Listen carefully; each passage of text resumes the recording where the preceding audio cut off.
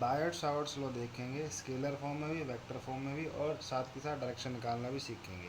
ठीक है, तो सबसे पहले आपके पास मान लो एक करंट कैरिंग कंडक्टर है। ठीक है, इसमें करंट आई फ्लो कर रहा है अपवर्ड डायरेक्शन में, कोई दिक्कत नहीं है, डाउनवर्ड में भी कर सकता है, इसका नाम एक्स वाई है। ठीक है, हमने अपवर्ड में लिया है करंट। इसमें हमारे पास एक करंट कैरिंग कंडक्टर है, इसमें करंट आई फ्लो कर रहा है अपवर्ड डायरेक्शन में, इसका नाम है एक्स वाई। इसका एक छोटा सा एलिमेंट ले लिया डी एल। ठीक है, इसका एक छोटा सा एलिमेंट ले लिया डी एल, जिसकी लेंथ डी एल है और जिसकी डायरेक्शन ऊपर की तरफ है। डी एल वैक्टर है, जिसकी लेंथ तो डी एल है लेकिन उसकी डायरेक्शन करंट के फ्लो के अलोंग ही है।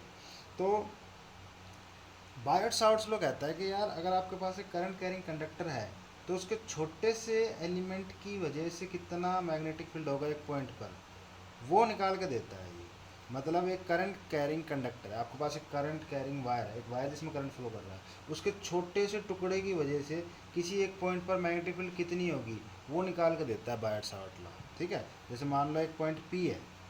ठीक है, जो डीएल से कुछ डिस्टेंस पर है, उस पॉइंट पी पर डीएल की वजह से कितनी मैग्नेटिक फील्ड होगी वो बायट सावर्ट्स लॉ निकाल के देगा। ठीक है, तो इसकी डेफिनेशन लिख देते हैं, it is an experimental law, it is an experimental law. ठीक है, it tells us about the magnetic field at a point, magnetic field at a point, it tells us about the magnetic field at a point due to the small element of a current carrying conductor, current carrying conductor। मतलब आपके पास एक conductor है जिसमें current flow कर रहा है, उसके एक छोटे से पोर्शन की वजह से, छोटे से टुकड़े की वजह से, पीस की वजह से किसी पॉइंट पर जो मैग्नेटिक फील्ड होगी ना वो कितनी होगी, ये बायट सावर्ट्स लॉ बताता है। ठीक है, तो आपने एक करंट कैरिंग कंडक्टर लिया एक्स वाई, उसमें आई करंट फ्लो कर रहा था, उसका एक छोटा सा एलिमेंट लिया डी एल। डी एल की वजह से मान लो पी पॉइंट पर मैग्नेटिक फील्ड है डी पी। ठीक है, और पी ही वो पॉइंट है जहाँ पर हमें मैग्नेटिक फील्ड निकालनी है। Let P be a point at which we find magnetic field. और हमने मान लिया पी पर जो मैग्नेटिक फील्ड है वो डी पी है। अगर मान लो पी पॉइंट पर ही हमें मैग्नेटिक फील्ड निकालनी थी और पी पॉइंट पर मैग्नेटिक फील्ड डी पी हुई अगर डी एल की वजह से, तो वो कितनी होगी ये बताएगा बायट सावर्ट्स लॉ। जो मान लो कि पॉइंट पी का डी एल के रिस्पेक्ट में जो पोजीशन वेक्टर है वो आर वेक्टर है, यानी कि डी एल एलिमेंट और पी पॉइंट के बीच में डिस्टेंस कितना है, स्मॉल आर। ठीक है, पॉइंट पी का डी एल से डिस्टेंस कितना है, स्मॉल आर। तो ये कहता है बायट सावर्ट्स लॉ कि जो मैग्नेटिक फील्ड है पॉइंट पी पर छोटे से एलिमेंट डी एल की वजह से करंट कैरिंग कंडक्टर के, वो डायरेक्टली प्रोपोर्शनल है current flowing through the conductor. मतलब कंडक्टर से जितना ज़्यादा करंट फ्लो करवाओगे उसके एक एलिमेंट की वजह से किसी पॉइंट पर मैग्नेटिक फील्ड उतनी ज़्यादा होगी, और जितना कम करंट कंडक्टर से फ्लो करेगा उतनी ही कम मैग्नेटिक फील्ड होगी उसके करंट एलिमेंट की वजह से या स्मॉल एलिमेंट की वजह से। डीएल को करंट एलिमेंट भी बोलते हैं, स्मॉल एलिमेंट भी बोलते हैं। और जो मैग्नेटिक फील्ड होगी वो डायरेक्टली प्रोपोर्शनल होगी length of the current element. जो एलिमेंट आपने लिया है ना, जिसकी वजह से आप मैग्नेटिक फील्ड निकालना चाहते हो, बायट सावर्ट्स लॉ जो निकाल के देता है जिसकी वजह से मैग्नेटिक फील्ड, उसकी लेंथ जितनी ज़्यादा आएगी, करंट एलिमेंट की लेंथ जितनी ज़्यादा आएगी उतनी ज़्यादा, देखो ये डी एल है ना, इसकी लेंथ जितनी ज़्यादा होगी ना, जितना बड़ा होगा मैग्नेटिक फील्ड पॉइंट पी पर उतनी ज़्यादा आएगी, और जितनी कम लेंथ का होगा उतनी कम मैग्नेटिक फील्ड होगी। और तीसरा, D B directly proportional to sine theta. यहाँ पर थीटा जो है वो डी एल वैक्टर और आर वैक्टर के बीच का एंगल है, ये एंगल है the angle between the D L vector and R vector. आर क्या है, पॉइंट पी का पोजीशन वेक्टर है with respect to D L vector. ठीक है, D B directly proportional to sine theta, theta is the angle between D L vector and R vector, and D B is inversely proportional to R square, square of the distance between the current element and point P. जिस current element की वजह से, जिस छोटे से piece की वजह से आपको मैग्नेटिक फील्ड निकालनी है, उसका उस पॉइंट से कितना डिस्टेंस है जिस पर आप मैग्नेटिक फील्ड निकाल रहे हो, उस डिस्टेंस का स्क्वायर करो, उसका उल्टा कर दो। उसके इन्वर्सली प्रोपोर्शनल आएगी magnetic field. Magnetic field is inversely proportional to the square of the distance between current element and point P. ठीक है, तो अगर इन चारों इक्वेशन को कंबाइन करते हैं, combining equation 1 2 and 3 and 4, combining equation 1 2 3 and 4, we get, हमें क्या मिलेगा, हमें एक प्रोपोर्शनल रिलेशन मिलेगा I D L sine theta upon में आर स्क्वायर। और अगर हम ये मान ले कि चारों तरफ ये जो करंट कैरिंग वायर जहाँ भी है, ये पॉइंट पी भी है, ये यहाँ चारों तरफ जहाँ भी ये रखे हैं वहाँ पे एयर ही एयर है, वैक्यूम वैक्यूम है, तो ये फ्री स्पेस है। मतलब एक ही बात है, एयर है या वैक्यूम है या फ्री स्पेस है, तो क्या होगा। तो अगर हम एसआई सिस्टम लेते हैं, फॉर एसआई सिस्टम, अगर हमने एसआई सिस्टम लिया और ये प्रोपोर्शनैलिटी का साइन हटाएंगे तो क्या होगा, D B is equals to में I K I D L sine theta upon R square. जब भी प्रोपोर्शनैलिटी का साइन हटा के इज इक्वल टू का साइन लगाते हैं तो एक कांस्टेंट ऐड होता है, इसे बोलते हैं प्रोपोर्शनैलिटी कांस्टेंट। क्या है, प्रोपोर्शनैलिटी कांस्टेंट। और अगर एयर मान ली और ऐसा ही सिस्टम लिया तो के की वैल्यू आती है म्यू नॉट अपॉन में 4 पाई, जो कि है 10⁻⁷ tesla, TESLA tesla metre ampere inverse, ये मतलब एम्पियर। ठीक है, यानी डी बी की वैल्यू क्या आ गई, यहाँ के की जगह ये सब पुट कर दो, D B is equals to में म्यू नॉट अपॉन में 4 pi I D L sine theta upon में आर स्क्वायर। ये ऐसा ही सिस्टम में है। फॉर सीजीएस सिस्टम, अगर हमने सीजीएस सिस्टम लिया, अगर हमने सीजीएस सिस्टम लिया तो के की वैल्यू 1 आती है, के इज इक्वल्स टू में 1, तो डी बी क्या आएगा, आई D L sine theta upon में आर स्क्वायर। ठीक है, अब ये तो था scalar form, ideal sign theta upon में आर स्क्वायर आएगा सीजीएस सिस्टम में। अगर हम वेक्टर फॉर्म लें तो उसके लिए हमें एक बात पता होनी चाहिए, वो मैं आपको पहले बता देता हूँ अलग से।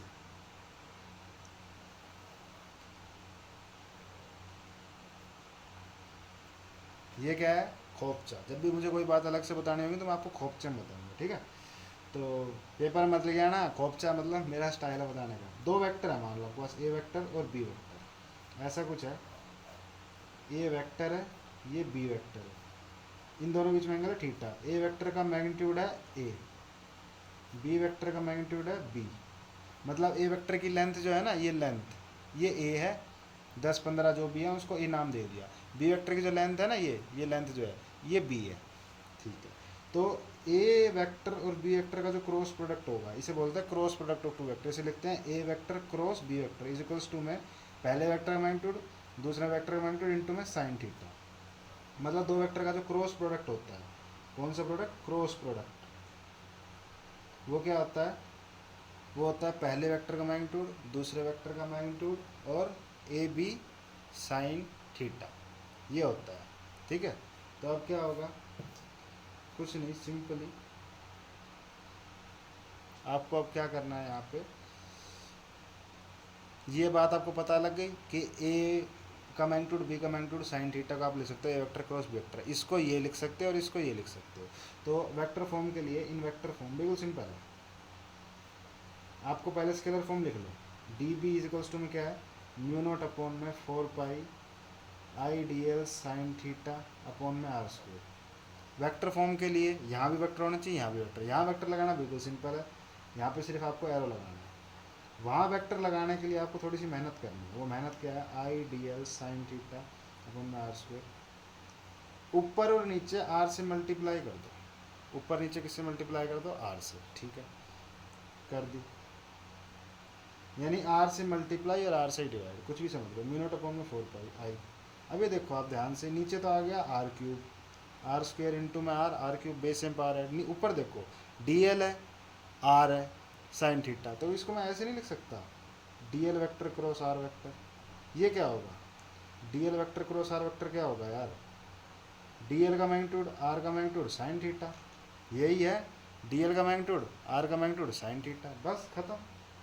यही वेक्टर फॉर्म है आपकी, which is required vector form, mu naught upon 4 pi I D L vector cross R vector upon में आर क्यू। बस आपको कुछ नहीं करना, इधर वेक्टर लगा दो, आर से मल्टीप्लाई आर से डिवाइड, ख़त्म आपका जो भी था, यही वेक्टर फॉर्म होती है। ठीक है, इसके बाद अगर आपको एक चीज़ और समझनी है, डायरेक्शन निकालनी सीखनी है, तो डायरेक्शन निकालने के लिए मैं आपको है ना सिंपल सा तरीका बताता हूँ।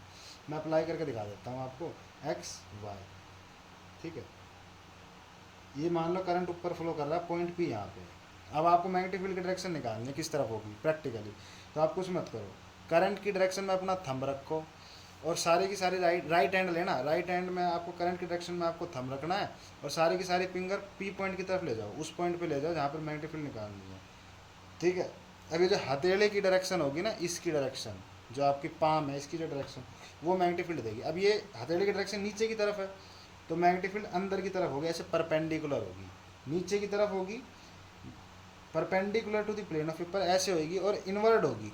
ठीक है, इनवर्ड होगी और परपेंडिकुलर होएगी इस सरफेस के प्लेन। अगर मान लो पॉइंट पी यहाँ की जगह यहाँ होता, तो मैग्नेटिक फील्ड डायरेक्शन कैसे होती, करंट की डायरेक्शन में अंगूठा, इसकी डायरेक्शन में राइट हैंड की फिंगर्स।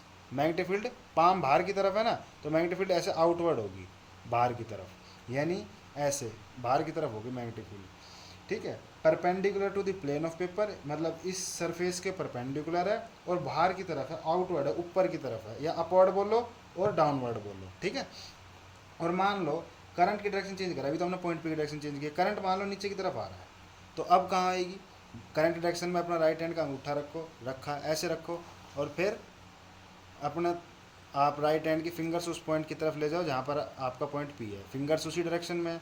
अब कहाँ आ रही है, नीचे की तरफ आ रहा है ना, आपकी हथेली जिस तरफ आ रही है, हथेली जिस तरफ आएगी, फिंगर करंट की डायरेक्शन, ओ थंब करंट की डायरेक्शन में, फिंगर्स पॉइंट पी की तरफ, राइट हैंड की वो भी, तो जो जहाँ आपकी हथेली होएगी, जहाँ आपका पाम होएगी ना, वही डायरेक्शन होएगी मैग्नेटिक फील्ड की। अब आपकी हथेली, आपकी पाम अंदर की तरफ है ना, तो मैग्नेटिक फील्ड ऐसे होएगी अंदर की तरफ, जहाँ ये निप है ना, निप पेन की, उस तरफ होगी, perpendicular to the plane of paper and inward direction, या फिर आप वर्टिकली डाउनवर्ड बोल सकते हो। मान लो आपका पॉइंट भी यहाँ से नहीं यहाँ पे है, करंट नीचे ही है, तो कैसे निकालोगे, वही इसको थोड़ा सा रोटेट कर लो आप।